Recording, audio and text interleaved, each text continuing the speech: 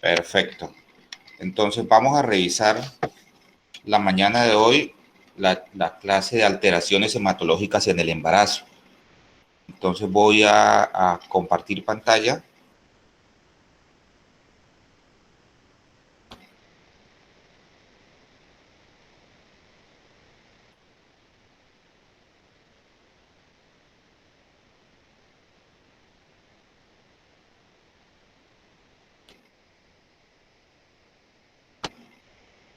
¿Ya se ve la presentación? No, no, señor.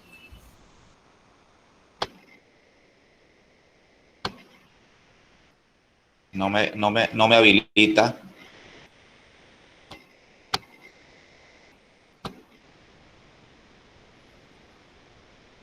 Doctor, ahí donde hay un cuadrado con una flecha arriba, Sí, ahí le le pongo ahí su... toda tu pantalla, Sí, le da clic en pantalla, que le aparece en el centro, compartir. sí, ya tengo compartir. Parece que ahora sí. Y ahora sí, listo, ahora sí.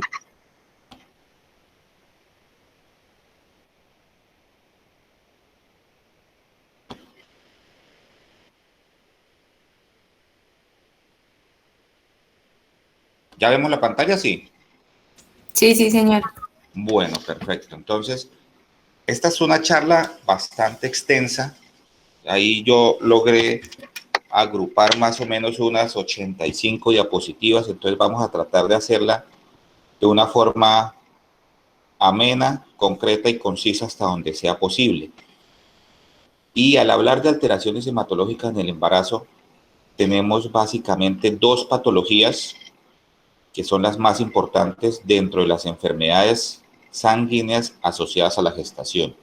Uno es la anemia asociada al embarazo, que es de alta frecuencia, y segundo, las alteraciones de tipo de la coagulación, que específicamente están las trombofilias, que no son de alta frecuencia, pero sí de mayor riesgo para el bienestar materno y fetal.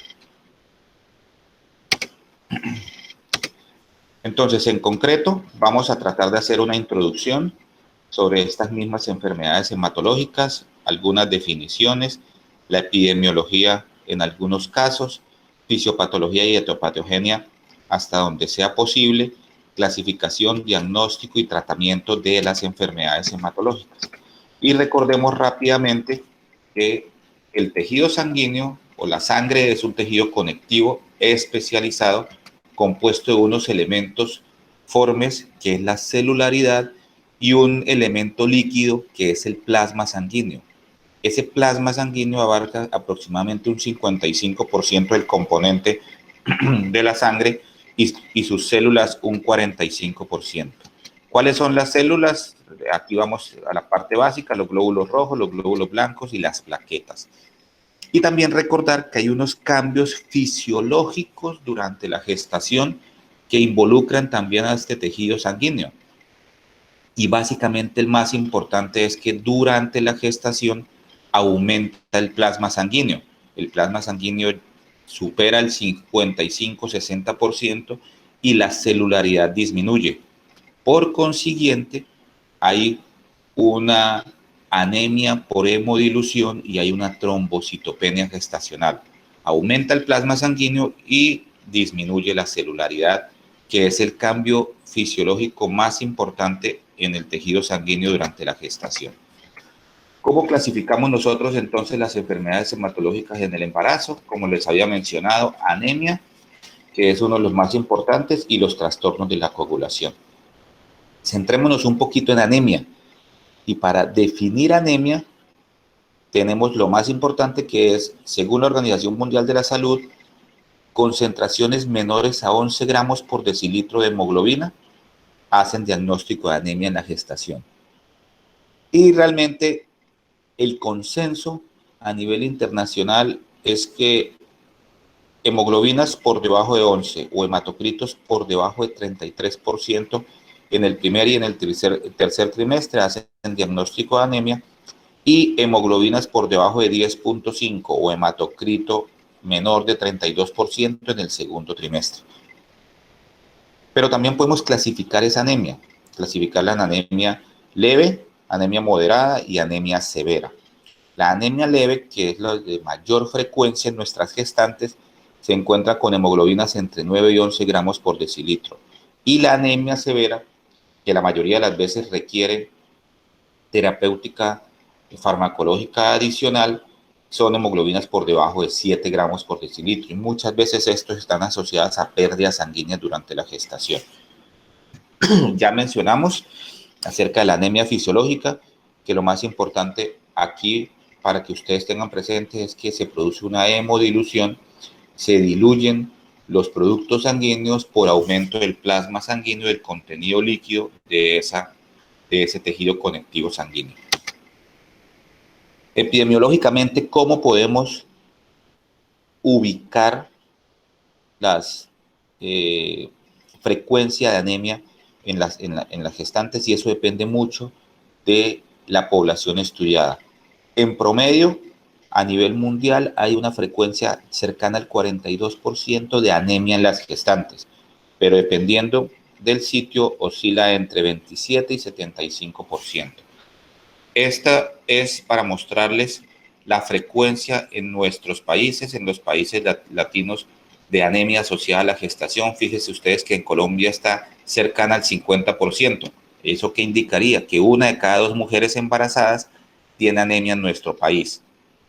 Y hay unas frecuencias casi tan altas como en el Perú, que es del 70%, que se convirtió en un problema de salud pública y tuvieron que implementarse políticas para poder mejorar la anemia y los déficits nutricionales en la población. Entonces, para recordar más o menos un evento que ocurrió hace algunos años en el Perú, donde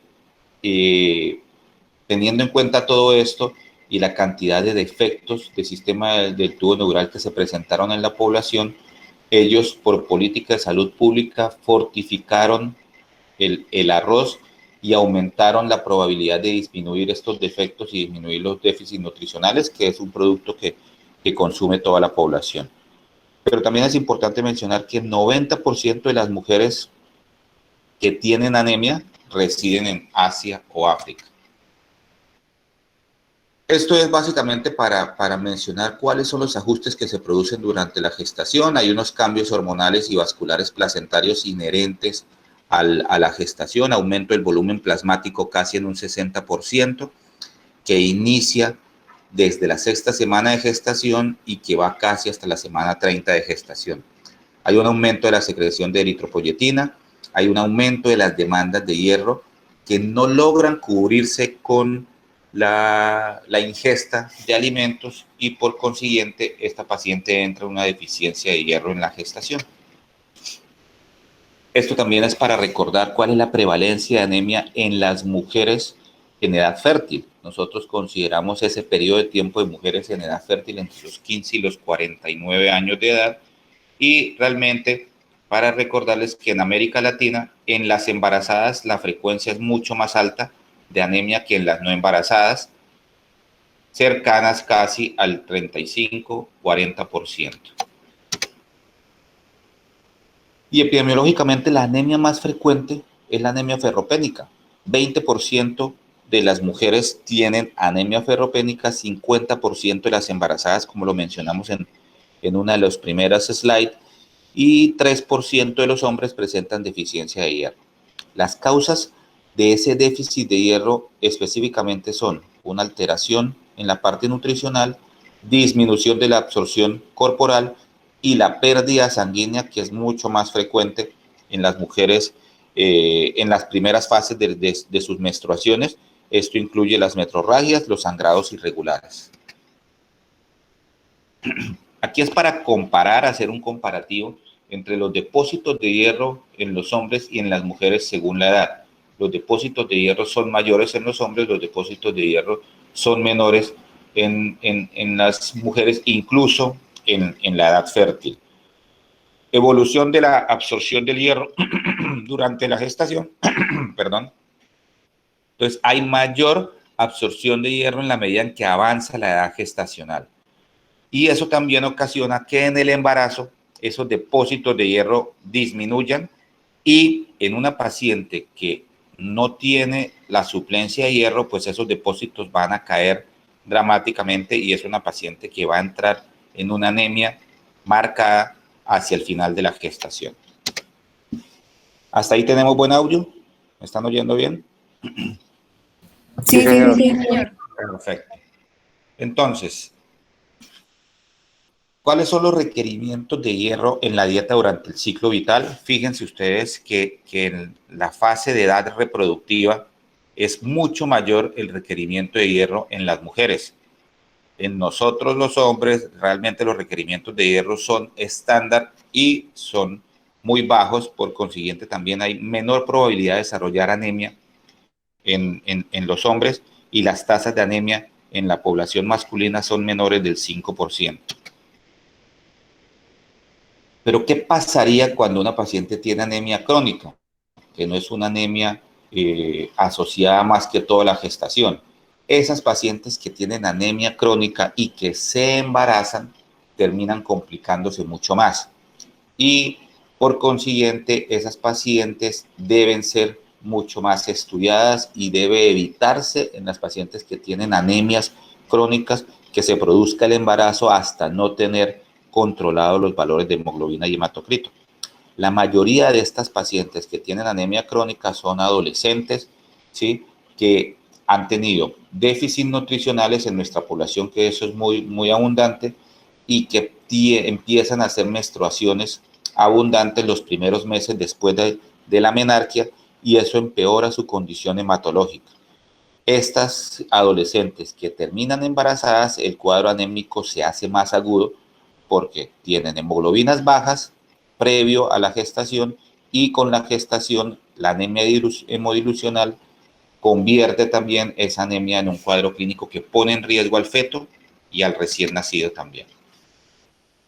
Pero en cuanto a la anemia aguda asociada a la gestación, podemos encontrar también que hay episodios en los cuales se presentan algunos sangrados, como en las pacientes que tienen placentas previas, abrupcio de placenta, y esos episodios de sangrado también en una paciente con una anemia previa, con un déficit de hierro, que no logró estabilizarse antes del momento del nacimiento de los bebés, terminan complicándose mucho más. De ahí la importancia que hacia las 32 semanas estemos nosotros ya en camino de una terapéutica adecuada para obtener unos valores de hemoglobina por encima de 11, en lo posible hacia el tercer trimestre del embarazo, para que ante la eventualidad de un episodio de sangrado, de eventos imprevistos o de un evento previsto conocido, la paciente no se nos vaya a complicar.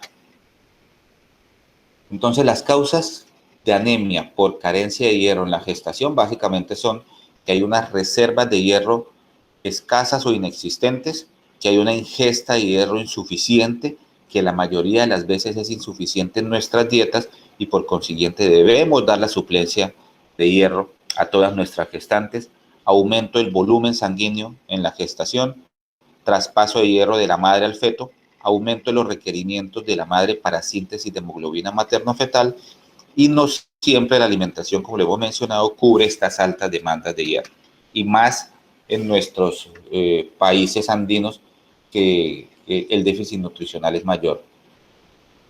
¿Cuáles son las implicaciones de la anemia materna?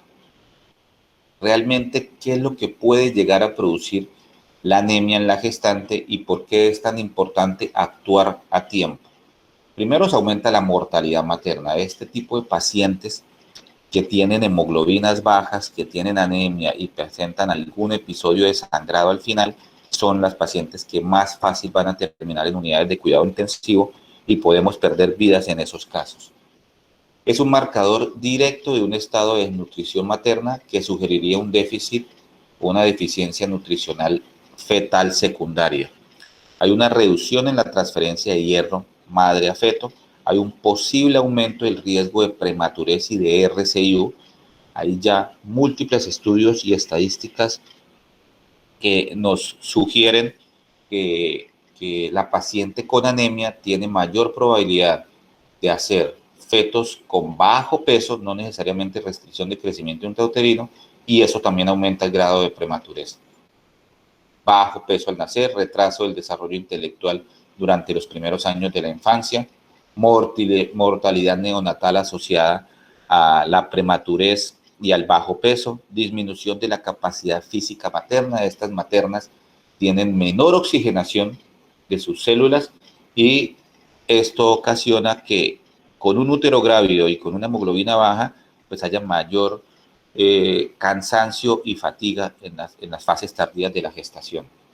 Adicionalmente, hay una intolerancia materna a la pérdida sanguínea propia de un parto o una cesárea. Estas pacientes, como lo estamos recalcando, no responden adecuadamente a los sangrados que se producen en el momento del parto y se pueden complicar por consiguiente, y hay un riesgo aumentado de infecciones puerperales asociadas a infecciones de la herida quirúrgica, infecciones de la episiorrafia, algunos cuadros de celulitis que pueden estar asociados a gérmenes oportunistas en una paciente que no tiene una adecuada oxigenación y que tiene hemoglobinas y hematocritos bajos. Pero también deberíamos mencionar nosotros que la malnutrición materna, descrita ya por el doctor Baker, y la teoría de la programación de Baker es muy importante porque nos va a ocasionar un menor desarrollo fetal, y ese feto a futuro tiene unos mecanismos o vías metabólicas compensatorias de ese menor desarrollo que se manifiestan tempranamente por un aumento en la morbimortalidad perinatal y que también tienen manifestación tardía porque aumenta la morbimortalidad en la edad adulta, y específicamente en los últimos años se ha encontrado una alta asociación entre fetos con bajo peso o neonatos con bajo peso y enfermedad cardiovascular en el adulto. Entonces es muy importante porque la programación fetal y lo que sucede en la vida intrauterina está definitivamente repercutiendo en la vida adulta. ¿Y qué sucede durante la gestación con la anemia? Entonces, la anemia que se diagnostica en el primer trimestre presenta mucho más riesgo, por eso los controles prenatales deben ser muy exhaustivos a la hora de evaluar las hemoglobinas y el hematocrito desde las fases tempranas de la gestación. Aumenta la probabilidad de abortos o de aborto tardío o de parto pretérmino, bajo peso al nacimiento, mayor morbimortalidad materna y fetal. Hay una disminución de la capacidad aeróbica en estas gestantes y de adaptación laboral, y hay una menor resistencia a las infecciones. ¿Qué sucede entonces con los fetos? Realmente, ¿qué pudiera pasar en un feto de una gestante que tiene cuadros de anemia, y específicamente los cuadros de anemia severa? Hay un posible aumento del riesgo de prematurez y de RCIO, hay una probabilidad mayor, casi de un 18% en promedio, de tener bajo peso al nacer, pero países incluso de los latinos, de los nuestros como Brasil, no encontraron una asociación entre anemia materna y bajo peso. Hay mayor probabilidad de problemas de desarrollo mental e intelectual en los primeros años de la infancia. Hay mayor riesgo de depresión postparto en esas pacientes anemias, de acuerdo a algunas de las revisiones también en los últimos años, y hay un aumento de la mortalidad perinatal, pero más asociada al grado de prematurez que a la anemia como tal. ¿Cuáles son los efectos placentarios? Entonces, esa anemia, ¿qué puede ocasionarle a la conexión del binomio madre-feto, que específicamente es el órgano placentario? Y ya está estudiado fisiológicamente y fisiopatológicamente que hay una disminución de los intercambios de nutrientes que se realizan a través de la placenta. Eso compromete la oxigenación del feto, compromete la nutrición fetal, y se producen unas alteraciones del tejido conjuntivo y en el sincito trofoblasto de las vellosidades, finalizando en la probabilidad mayor de producirse infartos placentarios y por consiguiente alteraciones del desarrollo fetal. Entonces, la anemia materna puede llegar a producir grandes cambios en la placenta, aumento del peso placentario casi en un 44%. Esas placentas a término son de menor funcionalidad, hay mayor probabilidad de infartos placentarios. ¿Y eso a qué lleva? A que el feto se oxigene en menor proporción, que dependiendo del plato placentario, de la porción de ese plato placentario que está afectada, pues va a repercutir en mayor cantidad con el peso fetal. ¿Y cómo pudiéramos nosotros eventualmente evaluar esa circulación fetal?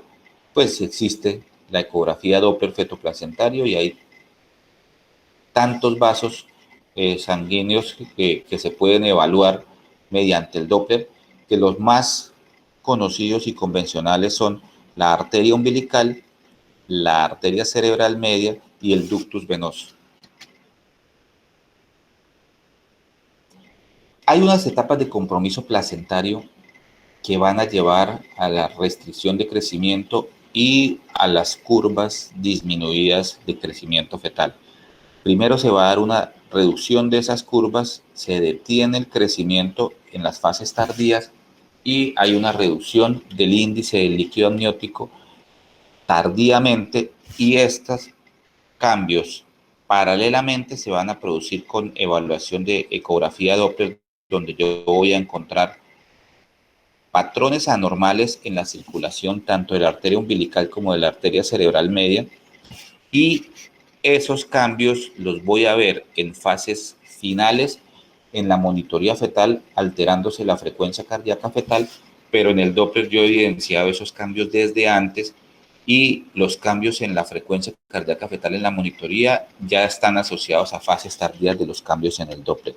Generalmente yo veo cambios en el Doppler antes de verlos en una monitoría fetal o en un perfil biofísico. Por eso es tan importante evaluar el compromiso placentario mediante ecografía Doppler realizada por los especialistas en medicina materno-fetal. Estas son unas estadísticas de un estudio que realizamos nosotros en el Hospital San José de Bogotá, de la FUCS, donde pudimos encontrar que en las pacientes que tienen cambios severos a nivel vascular y que tienen un patrón venoso alterado y cambios en la arteria cerebral media, son las pacientes que tienen mayor probabilidad de complicarse cuando evaluamos el Doppler.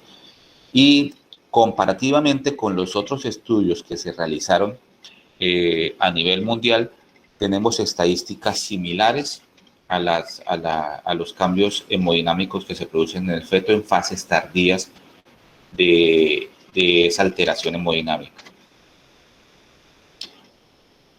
Si vamos a asociar y tenemos la probabilidad de hacer Doppler a todas las pacientes que tienen anemia, la mayoría de los estudios no encontraron diferencias estadísticamente significativas entre la paciente con anemia y la paciente sin anemia en cuanto a los cambios placentarios. Al parecer, la anemia materna no afecta directamente la circulación fetal, a no ser de que sean anemias maternas severas. Bueno, y eso para cerrar la parte de anemia en el embarazo. Y ahora viene un tema que es un poquito más complejo en cuanto a la segunda parte de las enfermedades hematológicas del embarazo, que son las coagulopatías durante la gestación. Y este slide, esta diapositiva es muy importante a la hora de clasificar, y esto casi que se convierte en pregunta de examen, porque es una forma sencilla de ubicar la clasificación de los trastornos de la coagulación durante la gestación. Primero tenemos unos trastornos congénitos de la coagulación, como son la enfermedad de von Willebrand, la hemofilia A, la hemofilia B. Tenemos en segunda instancia, una deficiencia de factores anticoagulantes principales. Muchos de estas deficiencias también se producen de forma congénita, están asociados a la herencia, como la deficiencia de antitrombina 3, deficiencia de proteína C y proteína S de la coagulación y factor 5 de Leiden. Y hay unos trastornos muy importantes, en tercer lugar, que son los trastornos adquiridos de la coagulación durante la gestación. Adquiridos, ¿qué indica? Que la paciente no tiene la patología, pero una vez embarazada aumenta la probabilidad de que aparezca esta patología, se manifieste o se exacerbe una patología que no estaba identificada previamente. El síndrome del feto muerto, la embolia del líquido amniótico, el abrupcio de placenta y el más importante de los trastornos adquiridos de la coagulación es el síndrome de anticuerpos antifosfolípidos. Entonces, para recordar, el embarazo es un estado de hipercoagulabilidad per se, ¿sí? Entonces, definitivamente una paciente embarazada tiene unos cambios fisiológicos que se dan no solamente con el riesgo de anemia, sino también con el riesgo de que se presenten trastornos de la coagulación. Y como el embarazo es trombofílico per se, hay un mayor riesgo de trombosis. La paciente embarazada tiene una circulación disminuida, hay una mayor probabilidad de que se presenten eventos trombóticos, que se presenten mayor probabilidad de acúmulos plaquetarios y de formación de coágulos específicamente a nivel placentario, y eso pudiera complicar la oxigenación del feto y la misma oxigenación de esa placenta. Pero si una paciente que sabemos que está embarazada, que tiene mayor riesgo de eventos trombóticos, fuera de eso tiene una enfermedad de la coagulación de base, pues eso potencia la probabilidad de que esa paciente se complique. Y si queremos definir las trombofilias en el embarazo, esta es una definición que publicamos con el doctor Javier Llanos, un colega perinatólogo de la ciudad de Bogotá, en la revista Signos Vitales de nuestra región con respecto a las trombofilias, y se define como la alteración en la composición sanguínea que promueve y o facilita la presentación de fenómenos trombóticos, siendo esto un sinónimo de hipercoagulabilidad sanguínea. Entonces, ¿cuáles son las trombofilias y cómo las clasificamos en la gestación? Entonces, hay unas trombofilias adquiridas y unas trombofilias hereditarias. Las que estudiamos más frecuentemente nosotros son las adquiridas. Una vez ya la paciente embarazada, pues es mucho más fácil hacer estos diagnósticos. El síndrome de anticuerpos antifosfolípidos y la hiperhomocisteinemia. Quizás la mayor complejidad son las trombofilias hereditarias, que son una serie de eventos que la mayoría de las veces no son conocidos previamente a la gestación. Este tipo de pacientes que tiene trombofilias tiene una alta probabilidad de presentar pérdida gestacional recurrente. ¿Qué es eso? Una probabilidad mayor de tener abortos. La paciente abortadora habitual es una paciente que tiene una asociación casi en un 30% con una trombofilia. Entonces, este tipo de pacientes que tienen trombofilias hereditarias terminan encontrándose o diagnosticándose la mayoría de las veces en los estudios que se hacen post pérdidas. Cuando tienen dos o más pérdidas, este tipo de pacientes terminan siendo evaluadas y diagnosticadas con las trombofilias hereditarias. Entonces, como estamos mencionando que hay una mayor probabilidad de tener una pérdida gestacional recurrente, la pérdida gestacional recurrente se define como la pérdida no inducida de 3 o más embarazos antes de la semana 20 de gestación. Y el aborto recurrente se define como más de 2 abortos, 2 o más abortos que afectan al 3 al 5% de todas las mujeres en edad reproductiva, y el aborto habitual 3 o más, que afecta casi el 2% de la población. La probabilidad o la incidencia de que se presente un aborto en la población normal está entre el 15 y el 20%. Realmente, como no hay estadísticas en algunos casos y muchas mujeres tienen una pérdida temprana y no lo supieron porque el sangrado se produjo muy cercano a la fecha en que deberían tener quizás su última regla, entonces hay un subregistro de abortos, pero se considera que aproximadamente un 15% de los embarazos pueden terminar en una pérdida, y sobre todo en pérdidas tempranas.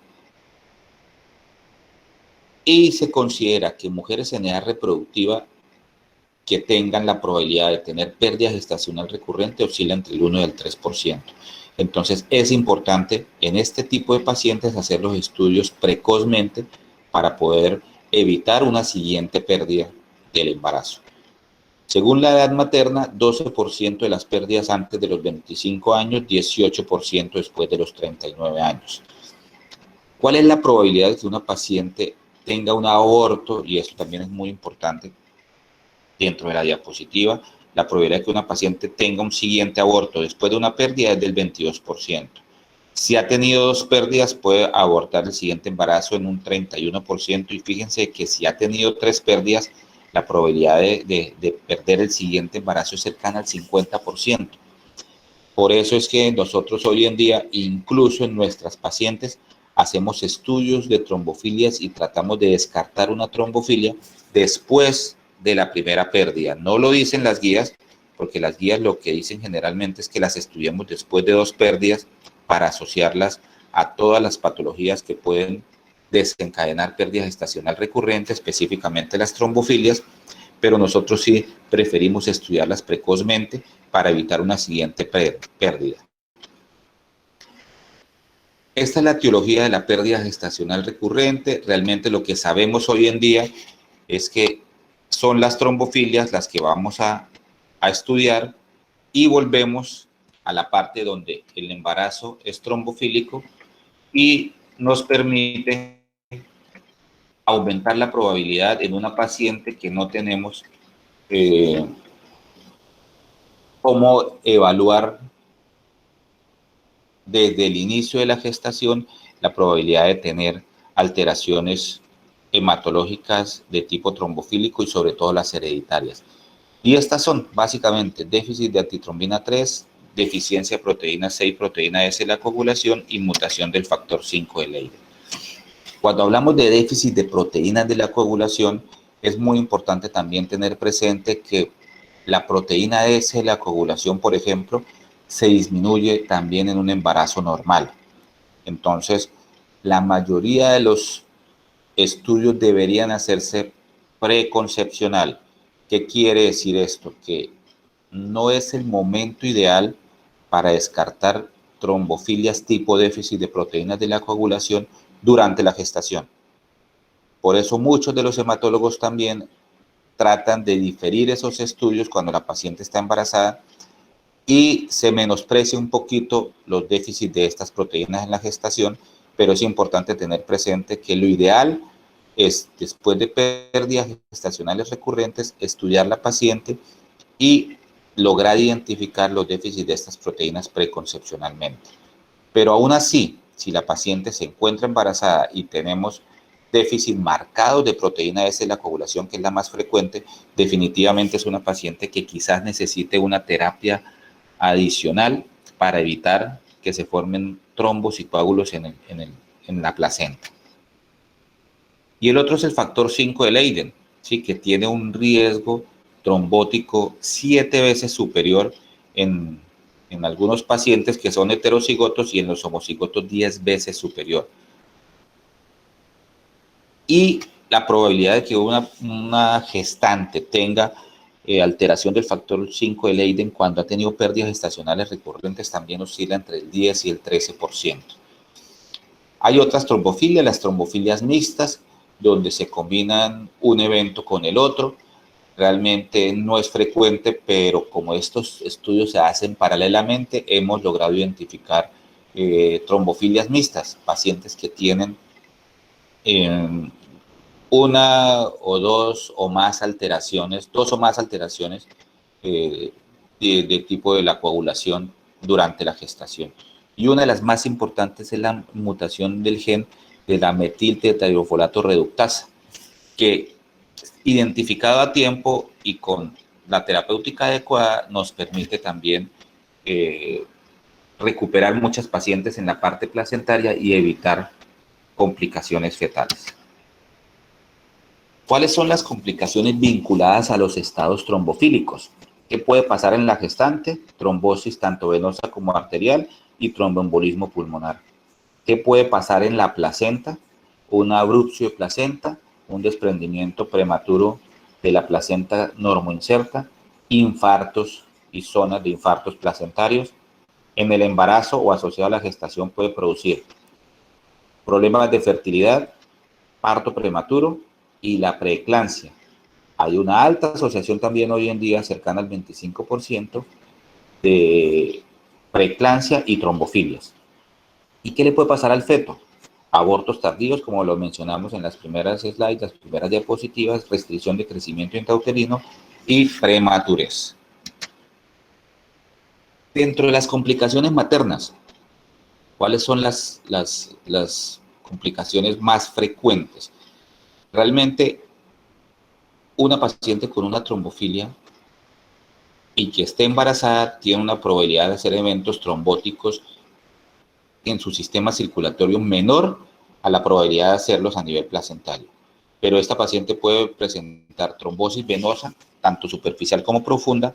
Aquí hay un riesgo aumentado si hay antecedentes de embarazos anteriores o terapia hormonal con anticonceptivos orales o procesos inflamatorios concomitantes. Esa trombosis arterial es de predominio en extremidades, pero también puede haber trombosis arteriales a nivel cerebral y con una muy baja frecuencia infartos agudos del miocardio en las pacientes embarazadas. Y el tromboembolismo pulmonar, que aumenta la probabilidad de que se presente en las fases tardías del embarazo y en el puerperio. Realmente la preeclampsia severa, el abrupcio de placenta y el RCIU, que son causas de morbimortalidad fetal y neonatal, pueden complicarse y tienen una alta asociación con lesiones placentarias. ¿Qué quiere decir esto? Que hay una mayor probabilidad de presentar o asociar problemas placentarios en pacientes que tienen este tipo de patologías.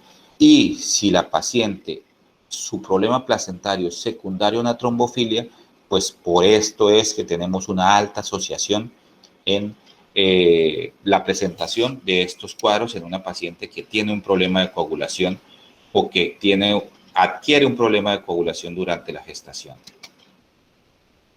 Esto sí es para entrar de pronto en algunos detalles que no los voy a enredar mucho con esto, pero hay unas complicaciones placentarias y hay algunos estudios que se realizaron incluso hace ya más de una década donde tenían una alta asociación en problemas placentarios con las trombofilias.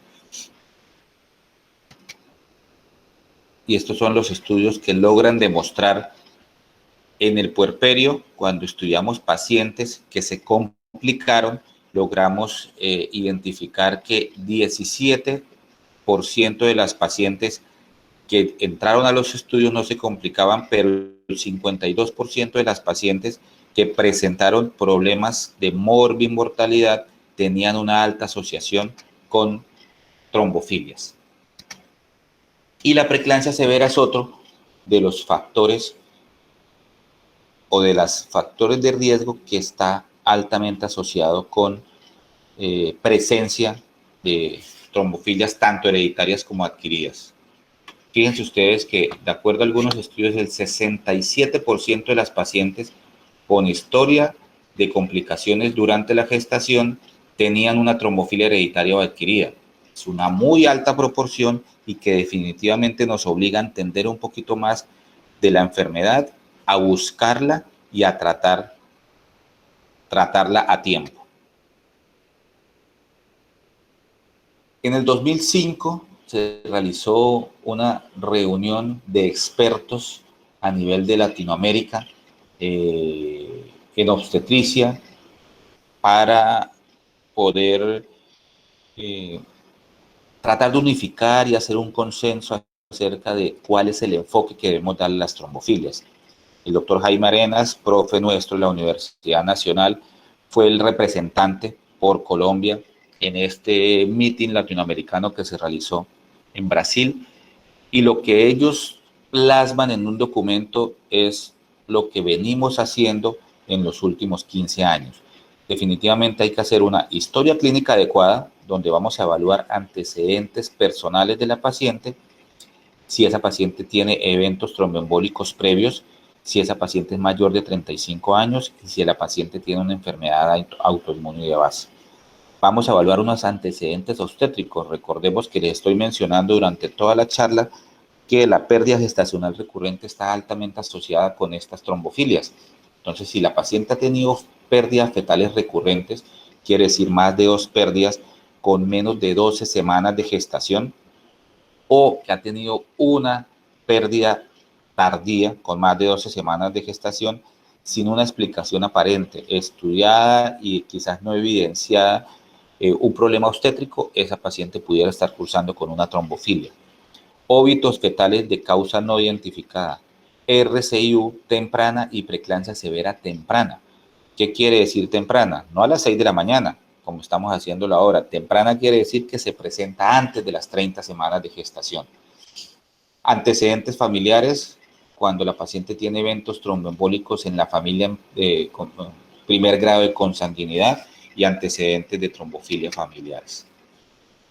¿Qué debemos hacer nosotros con esas pacientes? Un examen físico adecuado, pero también tener en cuenta que la mayoría de estas pacientes no presentan hallazgos positivos al examen físico, excepto que se encuentren en un episodio agudo de una trombosis venosa profunda quizás o un tipo de patología que sea muy evidente. Realmente el examen físico en estas pacientes no nos aporta hallazgos positivos.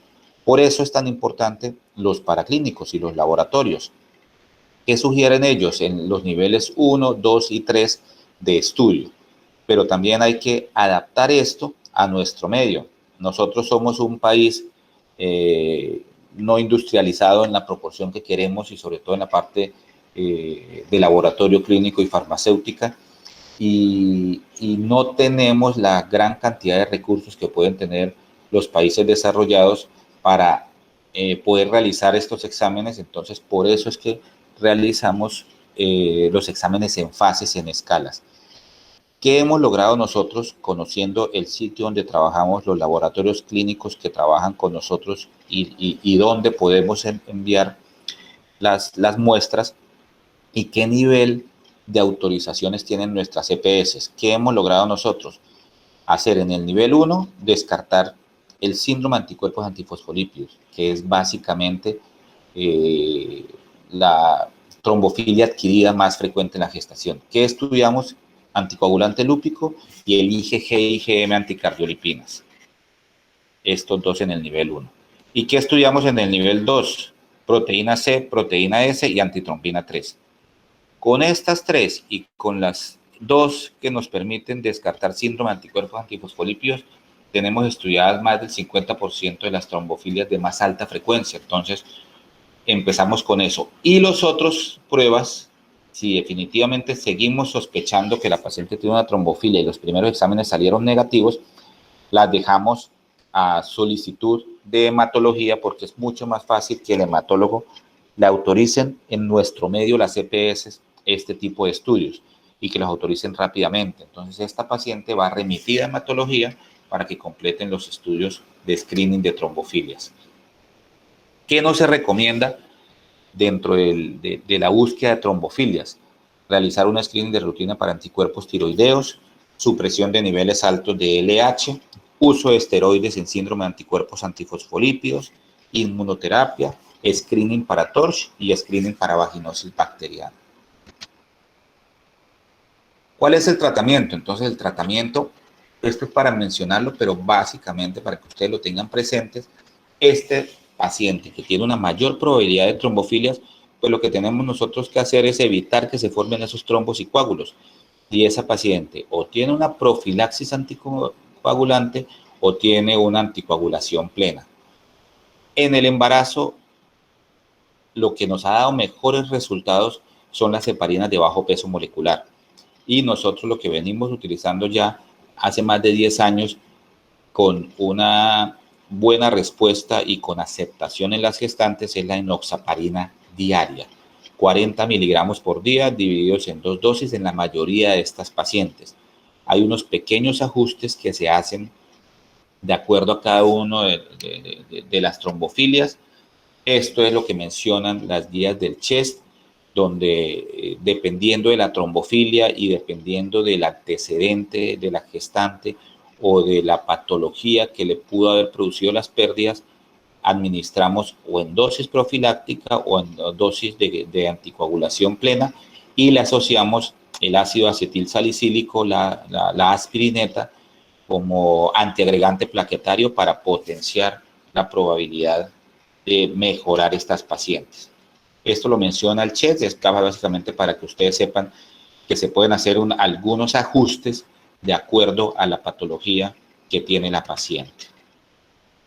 Con este enfoque diagnóstico y las terapéuticas generales y específicas, la probabilidad de conseguir un hijo vivo superaría el 75%. Entonces, fíjense ustedes la importancia de que a una paciente que tiene pérdida gestacional recurrente, que es abortadora habitual, que ha tenido 2 pérdidas o más, la podamos orientar, identificar a tiempo el problema, porque esa paciente va a tener un hijo sano en un 75% seguramente en su siguiente gestación. Desde ahí la importancia de hacer énfasis en los estudios de trombofilia. No sé si tengan alguna duda, inquietud, pregunta al respecto. Aquí traté de resumir bastante el tema para que lo podamos hacer de una forma amena, que no nos perdamos dentro de la presentación y que definitivamente, como el grado de concentración de todos nosotros no logra ser superior a 30-35 minutos en una de estas charlas, pues para que no se pierda parte de lo que quiero transmitirles. No sé si tengan alguna duda, inquietud, pregunta. Doctor, una pregunta. ¿Solamente se sospecharía una trombofilia en caso de abortos? Pues lo más frecuente es la pérdida gestacional recurrente.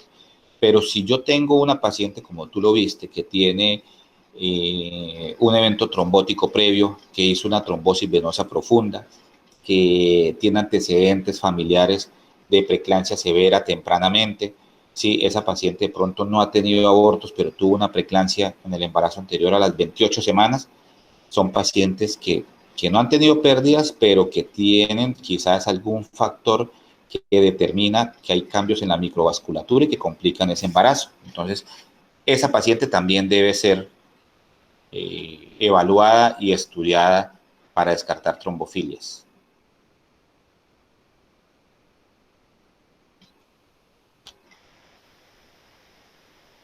Doctor, una pregunta. En el caso de la anemia, si nos llega una paciente con niveles entre 9 y 11, bueno, menos de 11, nosotros como tal solo mandaríamos la suplencia de hierro y esperar que los niveles suban, o mandamos a especialista. Esa es una buena pregunta porque el control prenatal lo van a hacer ustedes desde la consulta externa, y en nuestro país el control prenatal funciona, como en muchos otros países, de una forma que ya no es la recomendada hoy en día. ¿Qué es lo que recomiendan los protocolos internacionales? Que sea el especialista el que vea a la paciente en las primeras 12 semanas, determine los riesgos y encamine a la paciente después de esas 12 semanas ya con riesgos identificados a los controles prenatales normales. Los controles prenatales en nuestro país los van a hacer ustedes, y entonces definitivamente es importante que ustedes identifiquen a esa paciente precozmente con los primeros cuadros hemáticos. Si la paciente tiene menos de 11 gramos por decilitro, está en anemia, pero está en anemia leve, como es la gran mayoría en el primer trimestre, es una paciente que vamos a tratar de estudiar mejor, tratar de identificar mejor cuál es el déficit nutricional, empezar la suplencia de hierro, aumentar la dosis de hierro oral y mejorar la parte nutricional. Si a las 3 semanas definitivamente es una paciente que no estamos viendo con mejoría con la terapia farmacológica y con los cambios nutricionales, es una paciente que debe ir al especialista y en conjunto con el ginecobstetra o el perinatólogo, evaluada por hematología. Estas pacientes que tienen hemoglobinas por debajo de 11 en el primer trimestre y en el segundo trimestre son la mayoría de las pacientes que van a terminar utilizando hierro intravenoso como parte de la terapéutica para compensar esta hemoglobina muy baja. Pero sí es mejor remitirlas a tiempo si tenemos hemoglobinas en el primer trimestre por debajo de 11, definitivamente.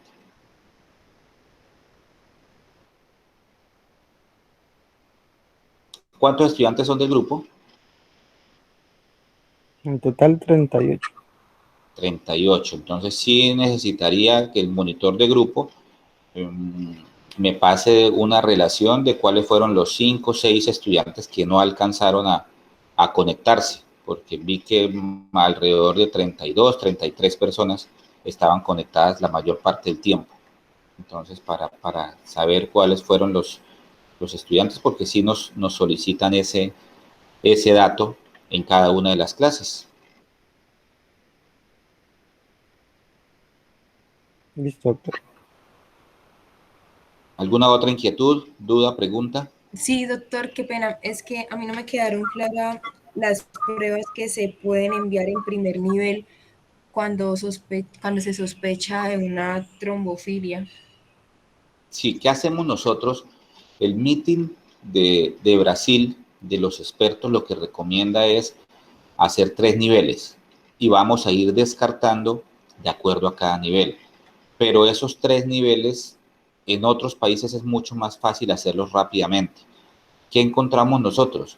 Que ya una vez la paciente embarazada, que es lo más frecuente, necesitamos correrle al diagnóstico. Entonces, casi que incluimos el nivel 2, que es el de antitrombina 3, proteína 6, proteína S, la coagulación, en el nivel 1, pero en el nivel 1 que sugiere el meeting no nos autorizan todo rápidamente nuestras EPS. Entonces, por eso, ¿qué es lo que hacemos nosotros en nuestro medio? Descartamos síndrome de anticuerpos antifosfolípidos que están en nivel 1. ¿Qué pedimos? IgG, IgM, anticardiolipinas y anticoagulante lúpico. Y a esas dos le adicionamos los 3 paraclínicos del nivel 2. Entonces, proteína C, proteína S, la coagulación y antitrombina 3. Entonces, pedimos esos 5 en nuestro medio. Esa es una adaptación que hice yo desde que llegué como primer perinatólogo de la ciudad en el 2009 y que ha tenido bastante acogida en los especialistas y en nuestra ciudad, y definitivamente eso es lo que se viene haciendo hace 10 años en la ciudad. Pedimos IgG, IgM, anticardiolipinas, anticoagulante lúpico para descartar síndrome de anticuerpo antifosfolípido y le adicionamos el nivel 2 que sugiere el meeting, que esos 5 nos los autorizan más fácilmente, tiene menos trámite administrativo y tenemos resultados más rápidamente y empezamos la terapéutica más rápidamente.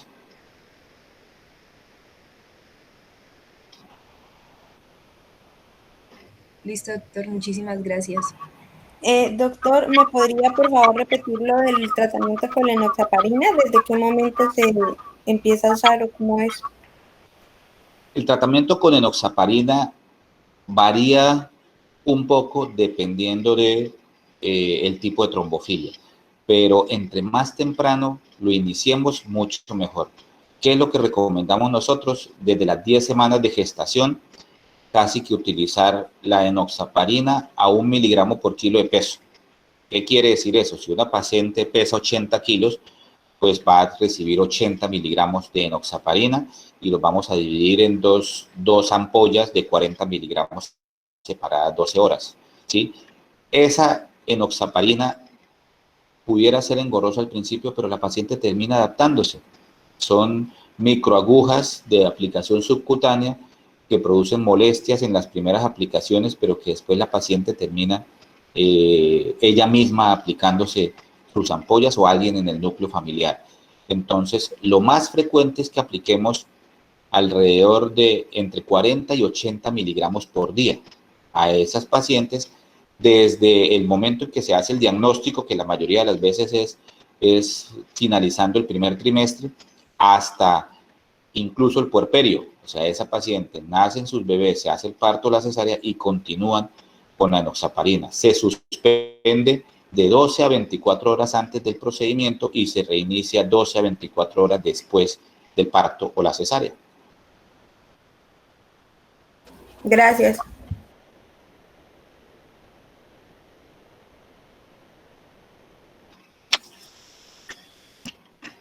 ¿Qué otro tema tenemos pendiente y qué fecha la tendríamos? ¿Tienen de pronto el dato ahí?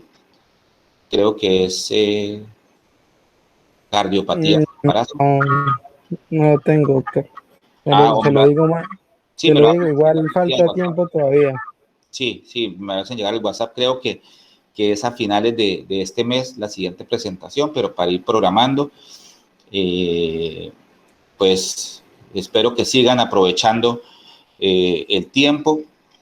Les ha tocado su formación como médicos en una etapa difícil, pero no solamente ha sido difícil para ustedes, sino para toda la humanidad.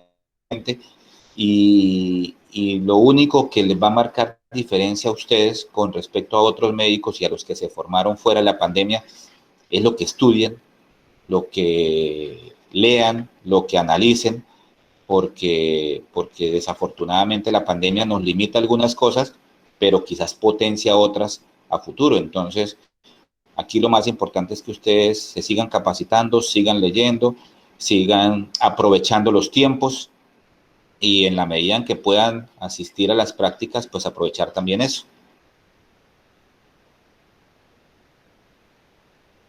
Sí, señor, gracias. Bueno, doctores, buen día para todos entonces. No hay más preguntas, ¿cierto? No, doctor, parece que no. Listo, entonces quedamos atentos para la próxima sesión. Gracias, doctor. Muchas gracias. Buen día. Doctor, Muy bien. Gracias, doctor.